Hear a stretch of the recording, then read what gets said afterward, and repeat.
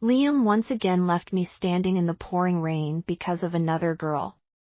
He thought I'd keep chasing him shamelessly like before, but he didn't know that this time I had finally decided to let him go. I deleted all his contact information and tried my best to avoid him. Yet, it seemed like my retreat was something he wasn't used to. At the school anniversary event, he deliberately invited the girl who used to bully me to dance with him.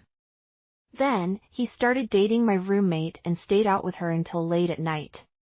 Finally, he showed up at my dorm with his arm around another girl, blocking my way. Elena, still causing trouble? If you keep this up, I'll really find a new girlfriend. I looked at him and smiled faintly. Your new girlfriend is quite pretty. I wish you the best, truly. The car screeched to a stop in the rain. Liam yanked the door open and dragged me out from the back seat. I lost my balance and fell onto the muddy ground in a mess.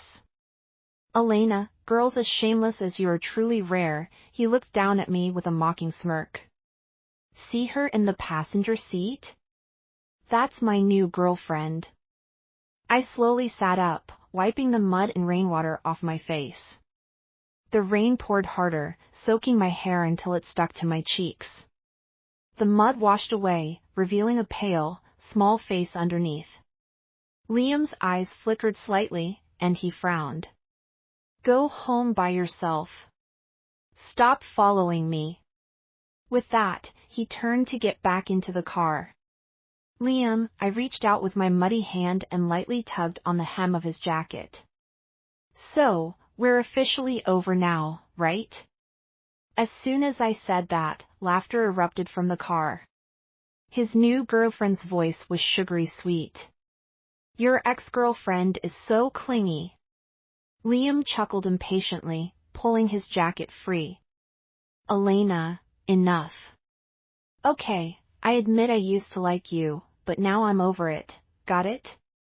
I nodded, my drenched clothes clinging uncomfortably to my skin, icy and suffocating. Then stop clinging to me. I only kissed you and hugged you, never slept with you, so I don't owe you anything. Understand? I nodded again. Yeah, I understand. He said no more, gave me one last look, and then got into the car. That night, I came down with a fever. I stayed in bed for 2 days before returning to class. I deleted all of Liam's contact information. I had to pass his department on my way to class, but now, instead of hoping to run into him, I actively avoided him whenever I saw his group. Strangely enough, though, I kept running into him over the next few days, and every time, I avoided him. Until the school's anniversary gala. When Liam saw me with my roommate, he walked straight toward us. Elena, is Liam going to invite you for the first dance? My roommate asked softly. He asked you last year. But Liam didn't ask me. He didn't even acknowledge me. Instead, he walked past me and invited another girl, a girl who used to bully me and had once pursued him. When Liam wrapped his arm around her waist and led her onto the dance floor, my fingers went ice cold. My roommate, Bella, cautiously asked, Elena, are you okay? I shook my head. I'm fine. You guys have fun. I think I'll head back.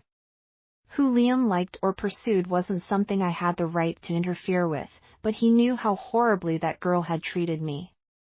He had once felt sorry for me and even stood up for me because of her bullying. Now, though, it seemed like he had forgotten everything. I didn't want to cry, but as soon as I stepped out of the ballroom, tears rolled down my face. A week later, Liam started dating Bella. Every day, he showered her with flowers and gifts. During class, he'd sit right beside her. After class, he kissed her in front of everyone. Bella started coming back to the dorm later and later. One day after class, Liam came to pick Bella up. As he passed my desk, he knocked over my bag. An acrylic keychain, a little gift he had once given me, fell to the floor. It was so old I had forgotten to take it off. The keychain was broken too. Liam raised an eyebrow as he glanced at it, then at me, still holding on to it. So sentimental. I expressionlessly crouched down, picked up the broken keychain, and tossed it into the trash. As I walked away, the classroom fell silent. I had just stepped outside when I heard a loud crash, like a desk being overturned, followed by Bella's startled scream. The next morning, I saw Liam downstairs with a new girl by his side. She was unfamiliar but stunning. "Elena," Liam called out to me. I didn't want to acknowledge him, but he stepped in front of me, blocking my path. "Still causing trouble? Keep this up, and I'll really change girlfriends." I wanted to laugh, but it felt like something was caught in my throat, making it impossible. This was the same Liam who once cornered me in his family's garden late at night, kissing me passionately. The same Liam who had comforted me when I cried in fear, swearing he'd only ever love Elena. Now, he was utterly detestable. I stayed silent, and Liam seemed flustered. "As long as you stop causing trouble, I'll let bygones be bygones. Deleting my contact, avoiding me at school, I won't hold those things against you." I suddenly looked up at him and smiled faintly. "Your new girlfriend is quite pretty. I wish you happiness. Sincerely, Elena." I didn't turn back or stop walking. Liam, so proud, had already lowered himself by approaching me today. We were never equals to begin with. I should never have been greedy. He was the young master of a wealthy family, and I was merely an orphan they had taken in out of kindness. My father had been one of their chauffeurs for years. My food, clothes, and shelter had depended on his family's goodwill. I had always remembered their kindness and my own place. But who can control a young heart stirred by love? This greed was the price I had to pay. The only comfort I had was that his family didn't know about us, and I would bury this short-lived relationship deep inside me. That night, I drank heavily and missed the dorm curfew. I had no choice but to head back to the Chin residence. Liam's parents were away on vacation, and his grandfather was recuperating at a mountain villa. With no elders around, I wasn't too worried. But as soon as I stumbled into the house, tipsy, and changed my shoes in the dark, I bumped into someone in the dining room. Startled, I almost screamed. "Elena?" Mason's voice rang out just as the lights came on. Seeing the man before me, my heart nearly stopped. It was Liam's young uncle, Mason. It took me a moment to stammer out a greeting. "Mason." Mason frowned slightly. "You've been drinking?" "Just a little." It was a classmate gathering. I was so flustered that I didn't dare look at him. Yet, I was so drunk I could barely stand. Mason glanced at me. "Go sit over there." I quickly obeyed and sat down on the edge of the sofa. "I'll have someone from the kitchen make you a sobering soup."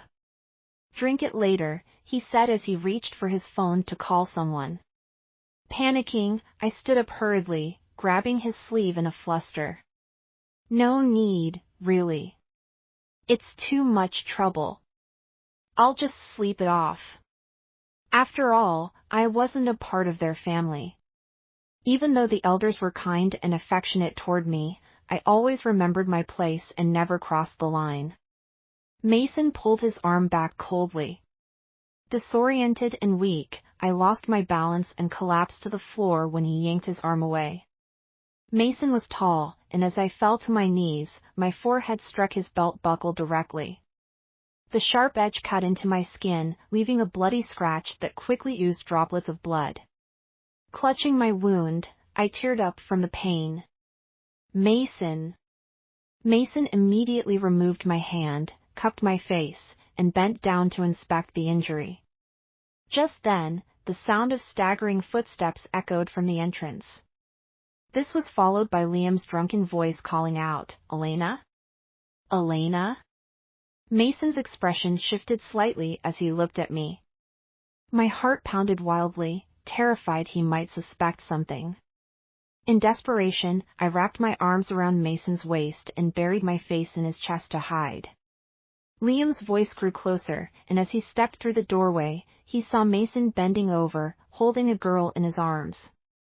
The girl was kneeling in front of Mason, her arms wrapped around his waist.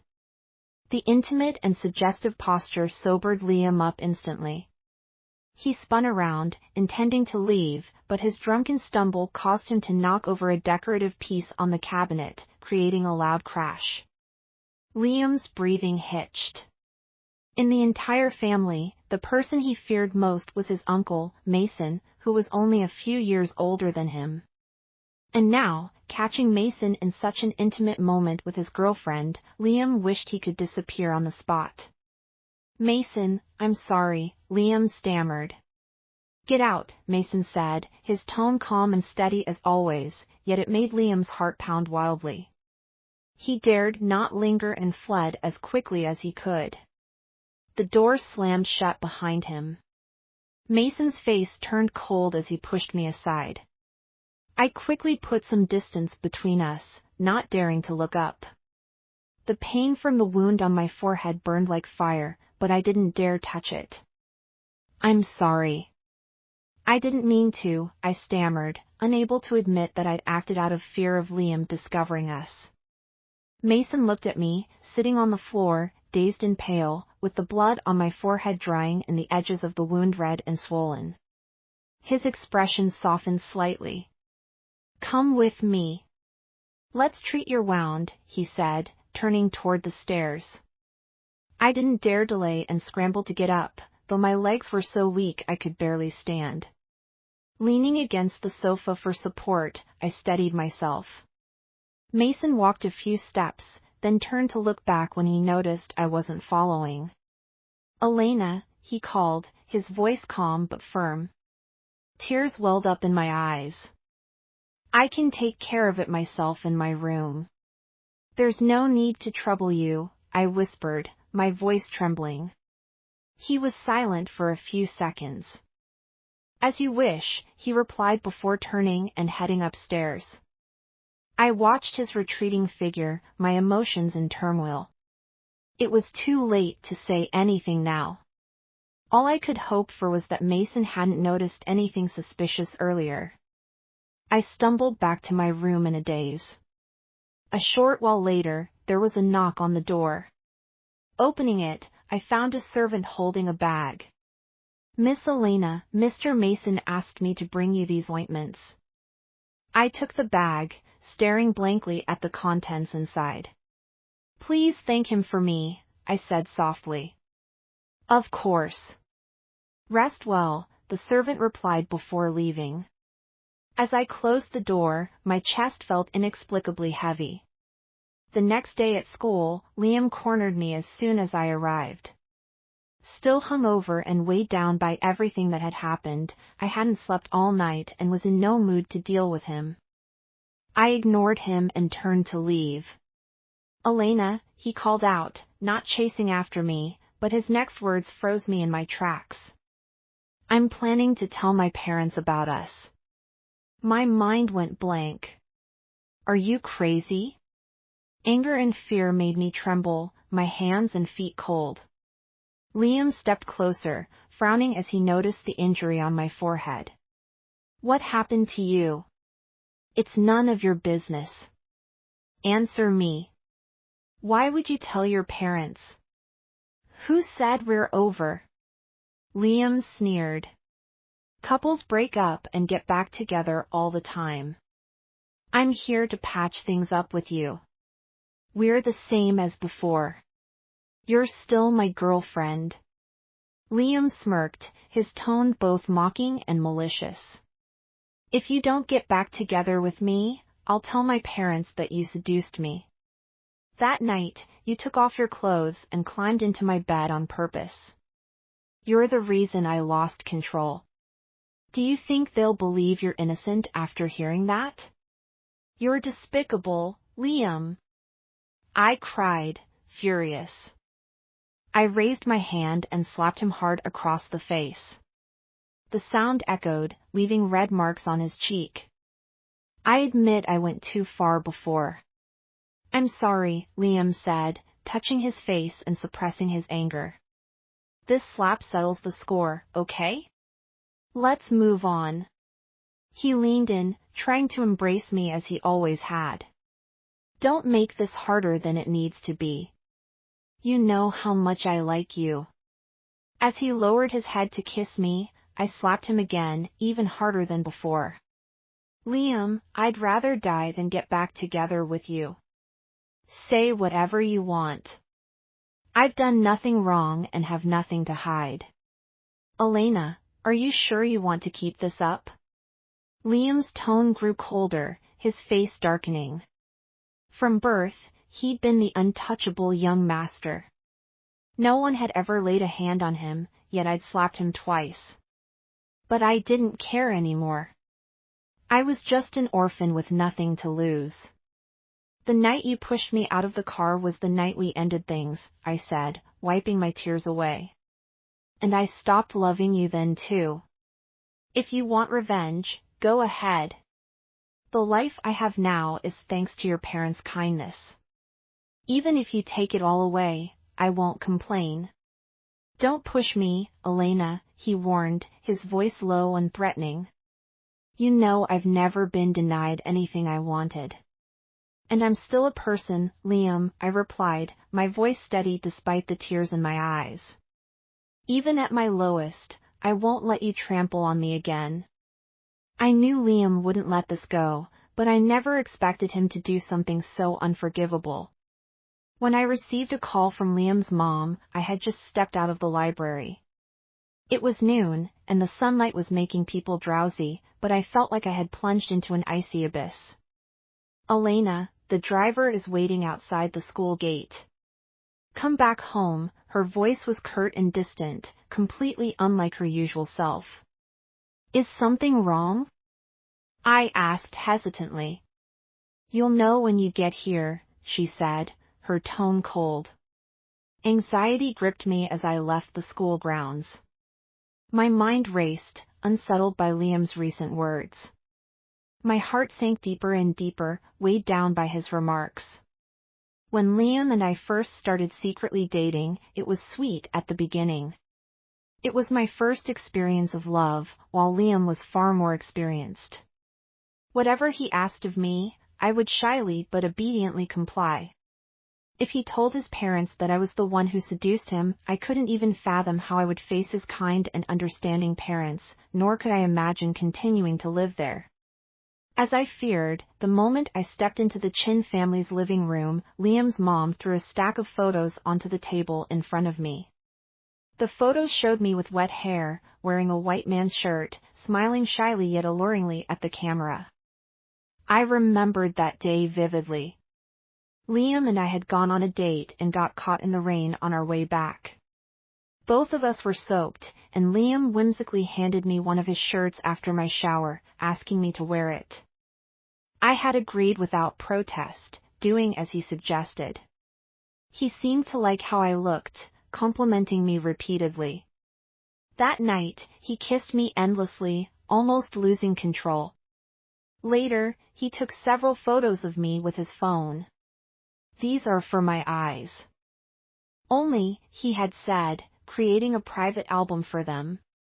Elena, you've really disappointed me, Liam's mom said, her face dark with anger. I've always treated you like my own daughter all these years. I've been nothing but good to you. How could you send these kinds of photos to Liam? Staring at the photos, I was at a loss for words. I had willingly worn the shirt, agreed to the pictures, and kept my relationship with Liam a secret from his family. Liam's mom was convinced I had seduced him. What could I say to explain myself?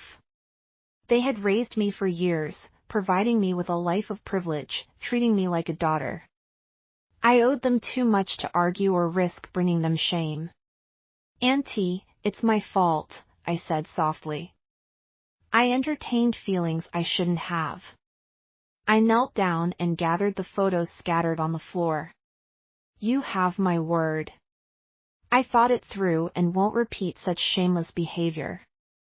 I'll move out today. I took a deep breath, holding back tears, and bowed deeply. Thank you for all the kindness you've shown me over the years. I will never forget it. With that, I turned to head upstairs, but as I did, I caught sight of Mason standing a short distance away. I hadn't noticed when he returned. His suit jacket was draped over his arm. It was unclear how much of the conversation he had overheard. I was too flustered to care and gave him a hasty nod before trying to leave.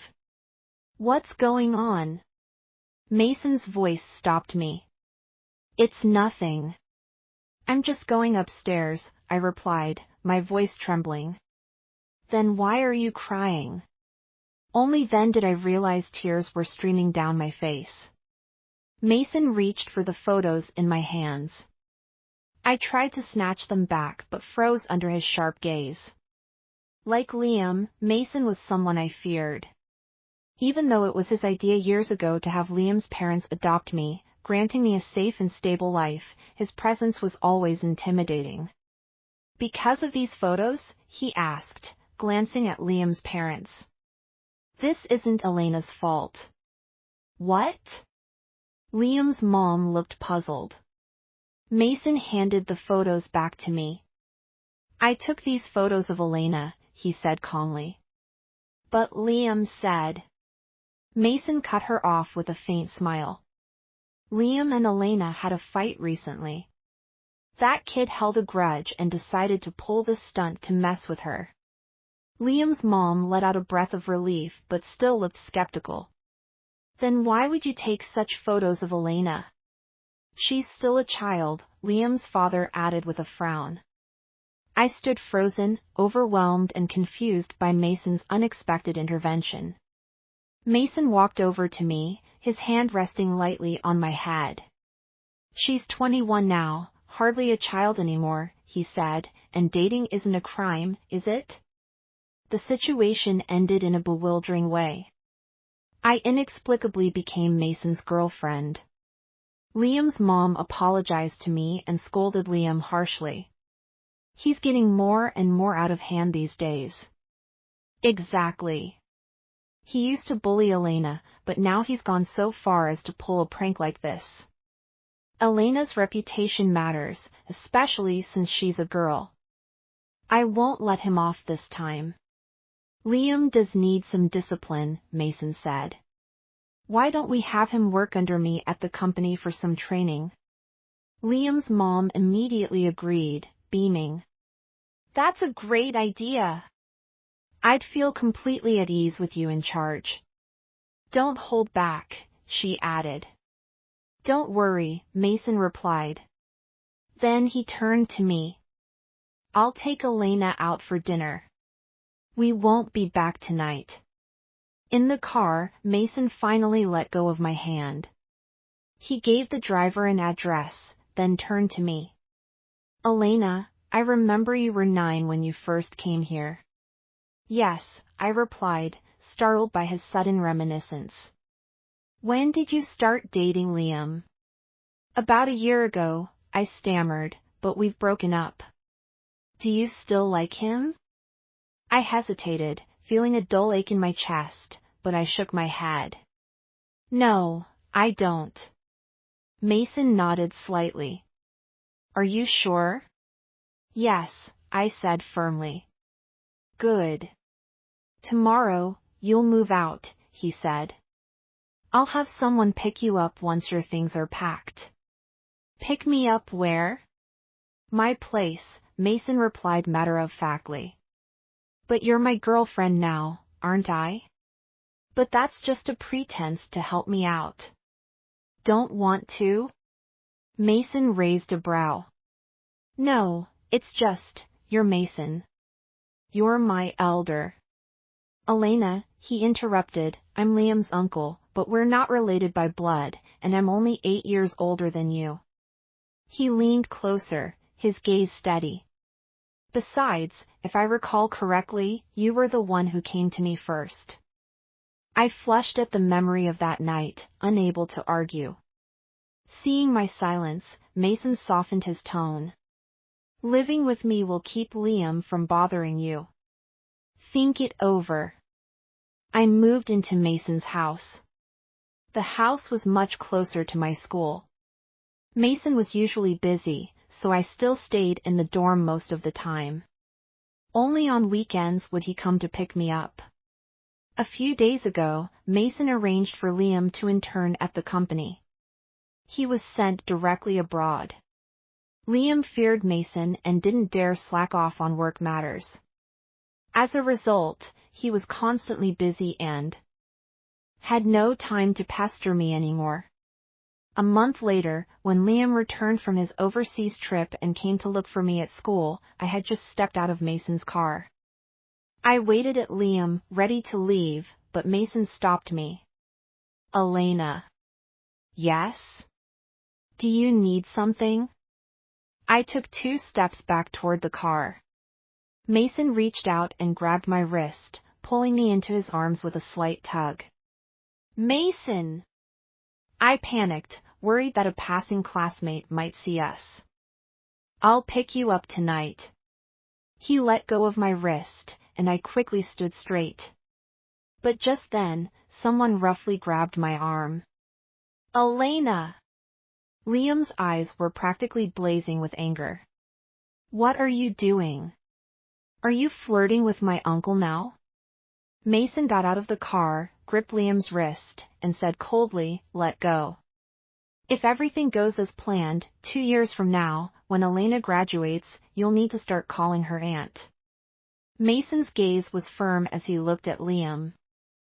So, starting this moment, you'd better show her some respect.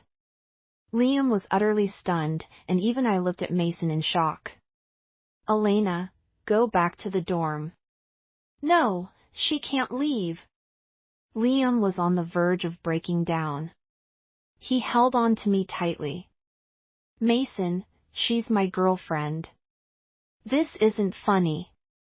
No one is joking with you. Mason's cold gaze landed on Liam's hand. Take your hand off her. I don't believe it. I just don't believe it. Liam shook his head repeatedly, looking at me. I know you're doing this on purpose to provoke me, aren't you? Seeing Liam refuse to let go, Mason didn't waste any more words. He called his assistant. Get him out of here. Liam struggled, but Mason's stern look made him stop. Try causing trouble again and see what happens. Liam was unwilling, but he didn't dare make another scene. After Liam was escorted into the car, Mason walked over to me. Don't overthink it. I'll handle this. Got it? I'll pick you up tonight. Go on. Mason waited until I entered the dorm building before getting back in his car and leaving. As soon as I walked into the dorm, Bella turned and left with a cold face. She had dated Liam for half a month before he dumped her. It wasn't until after their breakup that Bella realized she'd been used. Liam had only dated her to provoke me. After learning the truth, Bella harbored some resentment toward me. I wanted to make amends because Bella had been one of my first good friends in college. We used to get along really well. If it weren't for Liam, we wouldn't have had a falling out. Elena, do you think you two can make up? To be honest, Liam was such a jerk. No wonder Bella's upset. I felt the same way. A girl like Bella couldn't possibly withstand Liam's charm.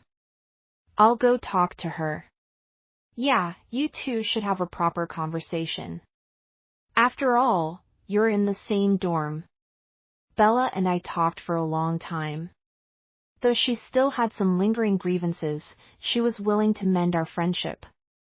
That evening, Mason came to pick me up as promised.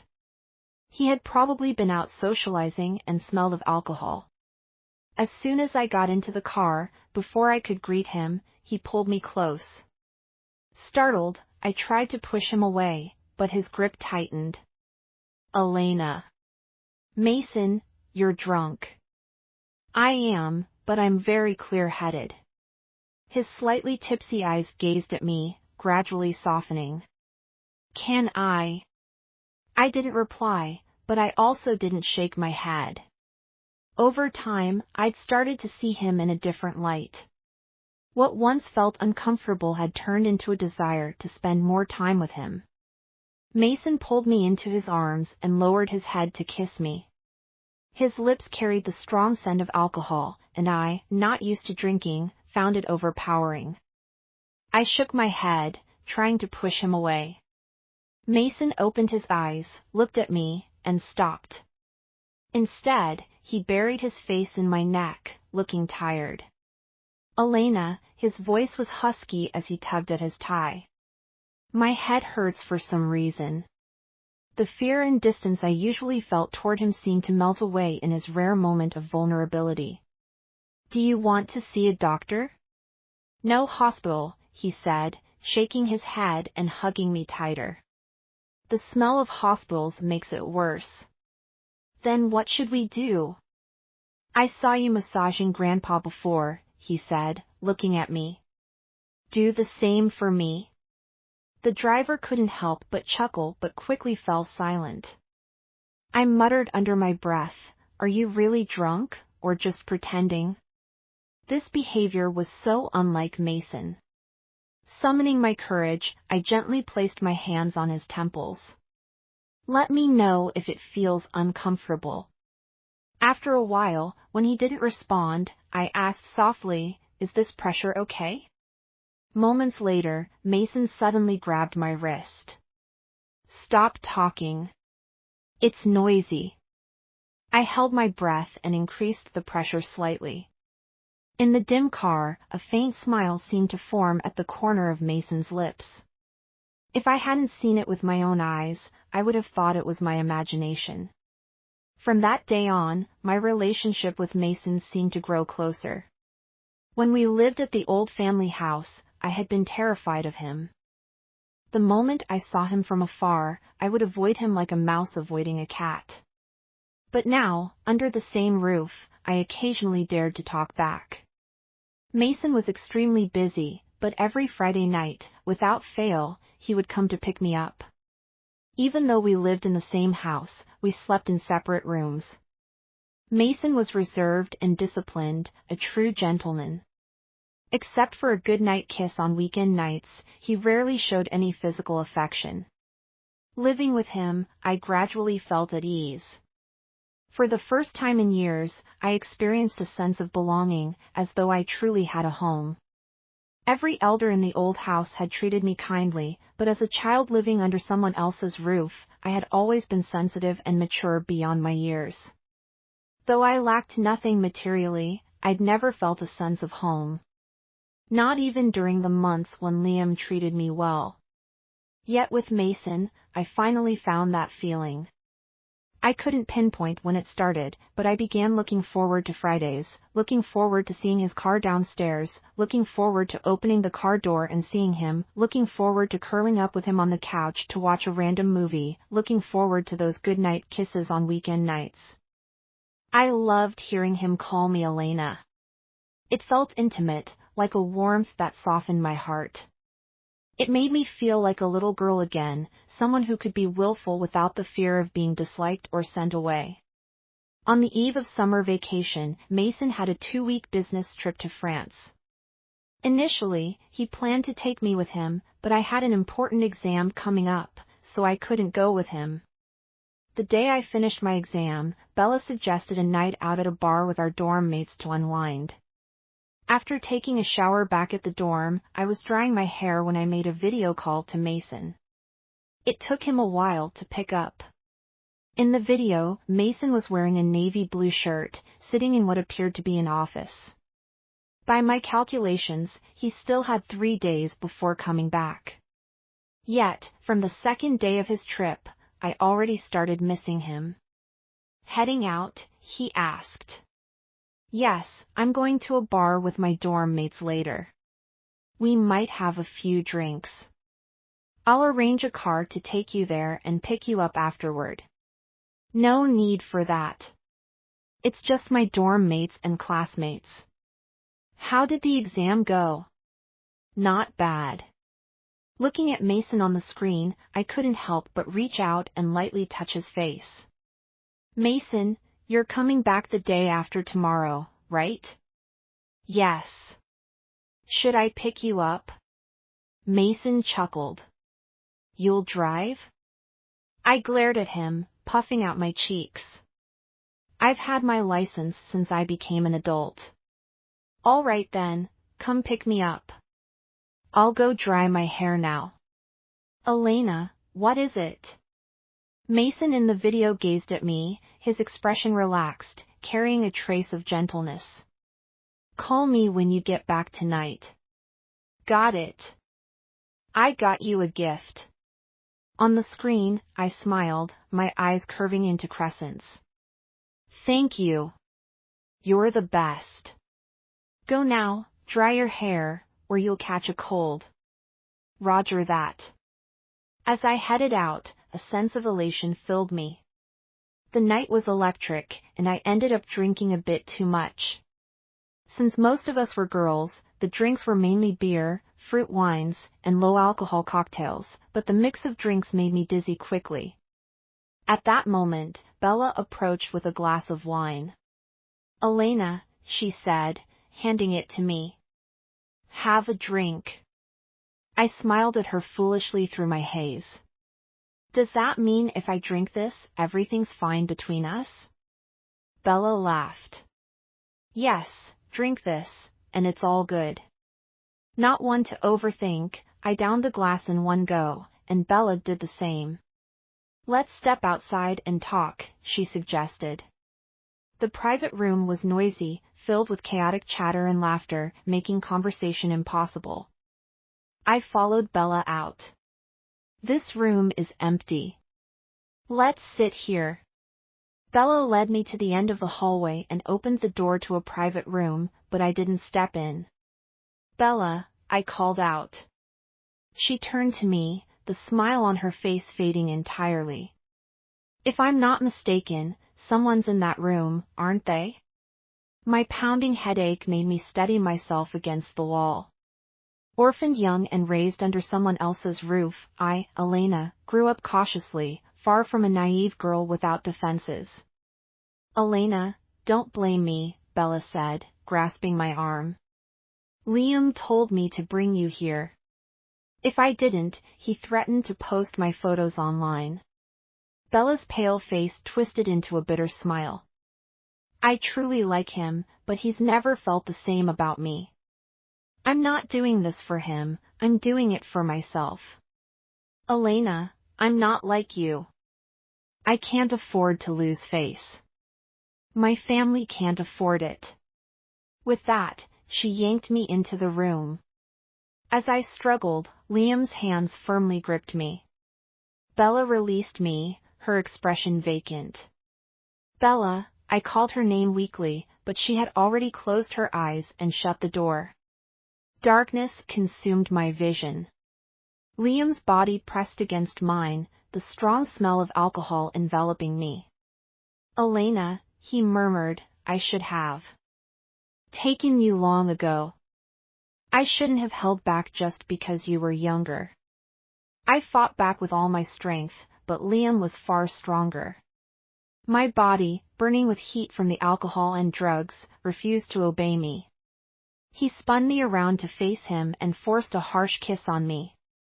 As I tried to push him away, a maddening desire clawed at me from within. Mason has a cleanliness obsession, Liam sneered. Once I have you, he'll never want you again. For the rest of your life, you'll be mine, even if it kills you.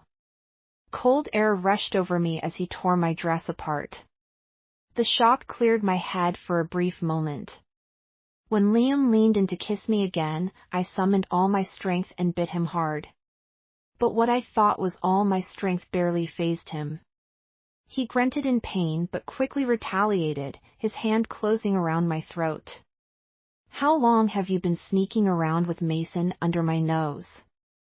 For years, women have thrown themselves at him, and he's ignored them all. Why you? He knew you were dating me. Liam's handsome face contorted with rage. I clutched his hand, gasping for air, on the brink of passing out. Then, just as my vision dimmed, Liam suddenly let go. He flung me onto the couch and lunged at me again. At that moment, the door burst open with a loud crash. The weight pressing on me disappeared. A thud, followed by Liam's pain scream, echoed in the room. Through the blur, I saw Mason's furious face. He draped his jacket over my exposed body, shielding me. Elena, he called softly, scooping me into his arms. Wrapped in his scent and warmth, I knew I was safe. Tears streamed down my face as I buried myself in his chest. What are you doing here? I choked. Weren't you supposed to be in France? You weren't due back for 3 more days. I wrapped up work early and came back ahead of schedule, Mason said, holding me tighter. It's over. You're safe now. He pressed a gentle kiss on my brow. In the car, I started acting up. Whatever Bella had put in that drink left me unbearably hot, as if ants were crawling all over my skin. By the time we neared the hospital, I'd nearly stripped Mason of his clothes. My high temperature made him feel cool to the touch, and I clung to him like a lifeline. Elena, Mason said, exasperated, as he tried to hold me back. But I climbed onto his lap, wrapping myself around him. Mason, I kissed his face and kissed him. My throat burning with an insatiable thirst. Water, I pleaded. I'll get it for you, he tried to move. No need, you have it. I clung tighter to his neck. Mason wrapped me in his coat and carried me back to the room. Go take a shower first, he carried me to the bathroom. The water temperature was intentionally set a little lower than usual. At first, I felt somewhat comfortable and stopped pestering him, humming softly instead. But just 5 minutes after I got out of the shower, my body started to heat up again. Mason's shirt and pants had gotten a little wet from the water. The thin fabric clung to his chest muscles and abs, and the definition of his muscles was so tantalizing I couldn't help but stare. I couldn't resist reaching out to touch him again. This time, he didn't push me away. Instead, he picked me up and sat me on the sink, grabbing my chin and kissing me deeply. When I was feeling dizzy from the kiss, he whispered in my ear, Elena, are you still uncomfortable? Do you want to feel better? I nodded anxiously. Mason lifted me up. Hold on tight. But there's no such thing as a free lunch. If you want comfort, there's always some suffering at the start. I almost kicked Mason off the bed, but I still felt wronged. You're a liar. You're bullying me. Mason restrained my thrashing legs. He grabbed both my wrists with one hand and pinned them above my head. He leaned down, and that smile of his was almost devilish. Yes, I'm bullying you. His smile made me feel dizzy. Before I knew it, he had his way with me for the whole night. Liam stayed in the hospital for 2 weeks. That night, he had the misfortune of being kicked to the ground by his uncle, breaking 2 ribs. As soon as his injuries healed, he was sent abroad. As for Bella, Mason asked for my opinion. I hesitated for a long time. If I pursued this matter, what Bella did to me by drugging my drink was no small thing. It was a criminal offense. She would never graduate, and there would be a permanent stain on her record. But I'm not a saint, so in the end, I decided to call the police and let them handle it. The police's findings were never made public, but not long after, Bella was expelled from school and forced to withdraw. I was at school the day her parents came to pick her up. She cried uncontrollably as she left the dorm with her family. I felt a little upset inside, but no matter what, if you make a mistake, you have to pay the price. When Mason called me, he could tell I wasn't in a good mood. He drove over to pick me up that evening. That night, he didn't take me out for a fancy dinner. He cooked dinner himself, steak and pasta. We had a little red wine with it. Later, while cooling off on the terrace, I asked him, "Did you like me all along?" Mason shook his wine glass. "I'm not that perverted." I couldn't help but laugh. "I didn't mean years ago." Mason lowered his head and took a sip of his wine. "I mean, before you secretly started dating Liam." "Then why didn't you tell me?" Mason put his glass down and extended his hand to me. I took his hand and snuggled into his arms. "If I hadn't broken up with Liam, would you have kept quiet about it forever?" "No." Mason stroked my hair. "I wavered when I realized you weren't happy with him." "When did you realize?" "One night, I came back late, and you were crying alone in the garden. I heard you calling Liam over and over again, but no one picked up. Eventually, you were blocked. I thought you'd be crying even harder, but you weren't." Mason paused here. He pulled me in closer, and his voice dropped. "You didn't cry, but instead, you muttered to yourself." "What did I say?" Mason kissed me lightly. "You said, 'It's no big deal, Elena. It's not like this is the first time I've been abandoned. There's no reason to cry.'" Tears silently streamed down my face. I was just telling the truth. After my mom and dad divorced, it was just my dad who raised me. When I was little, I hated my mom for leaving me, but later, when I heard she passed away from illness, I was still heartbroken. Then my dad left me too. From childhood to now, I've had to face farewell after farewell. So later on, as I grew up, breakups didn't hurt as much for me. It felt like I had already gotten used to it. Living alone, just me. It won't be like that anymore. Mason gently patted my back. "Elena, I'll be with you from now on." "Why do you like me?" Mason looked down at my tear-streaked face. "At first, it was pity. You were just a little girl who became an orphan, and that was really sad. Then, as I watched you grow up, clearly walking on thin ice but pretending everything was fine, it made me feel heartbroken. But pity and heartache aren't the same as romantic love." Mason smiled lightly. "Later, when I found out you and Liam were secretly dating, I couldn't sleep for half a month. I knew something was off." "Then why did you act like that?" "You clearly liked me. That night when I hugged you while you were drunk, why were you still so mad?" "I thought you were just using me to make Liam jealous." "I'm not that bored." I poked his chin. "I don't like him anymore." "What about me?" I felt a little dazed, staring at Mason. Yet, in my mind, I saw that young man from more than a decade ago, slim and handsome, standing tall like a poplar, his presence outstanding. The living room was full of people. I still wore the white flower on my chest. Dad's funeral had just ended.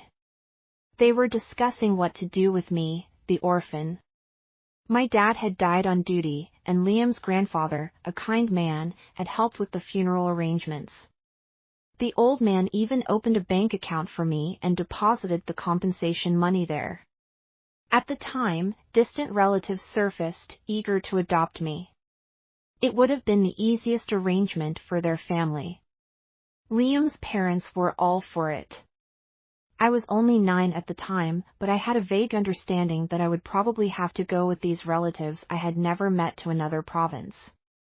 I had never seen these relatives before, but now they came out of nowhere, pretending to be kind. Even as a child, I could sense their insincerity. It must have been because of the 2 million in compensation. But as a 9-year-old, I had no choice. I was like a drifting reed, just going with the flow, being controlled by others. But then, Mason suddenly spoke up. Let her stay here. What's the problem with one more person at the table? We can afford to feed her. After all, her father died serving us. Our family taking care of her would look good on us. After saying that, he walked over to me and took my hand. Elena, do you want to stay? At that moment, I was as frightened as a bird shot with an arrow. But when Mason held my hand, it felt like a drifting boat had finally found a shore. In my subconscious, I always felt that this uncle, who had no blood relation to me, was somehow far more reassuring than the so-called cousins and their spouses. I nodded through my tears, gripping his hand and refusing to let go. Mason wiped my tears away. Then stay here. He was highly favored in the family. The old man, who adored his youngest son, who was so like him, both wise and steady, rarely asked for much. But since he had spoken up this time, the old man, of course, wouldn't refuse him and immediately agreed. From that moment on, I stayed with their family. A driver's daughter, yet I was raised in comfort like a young lady. My fate was rewritten because of Mason. Round and round, the man I once timidly called Mason had become my boyfriend and gave me a home. My eyes grew wet. And warm. Mason, thank you. Elena, you know what I want to hear. I held him tightly, not letting him see how disheveled I looked from crying. He would never know that when I was young, I often dreamed, and in those dreams, the people who appeared would always take the form of Mason. As I grew older, my courage became smaller. I thought I could never touch someone like him, and so I stopped daring to dream of him. I deliberately erased him from my mind. The young girl's budding feelings were severed before they could even fully grow. But luckily, fate had its way, and now we had reconnected. Carry me to the bedroom, and I'll tell you everything. All right. Mason picked me up. I rested on his shoulder, feeling the rhythm of his heartbeat. It turned out that every love story had its trace to follow. When Mason, at 17, had taken the hand of 9-year-old Elena, now at 21, Elena was more than willing to offer him her whole life.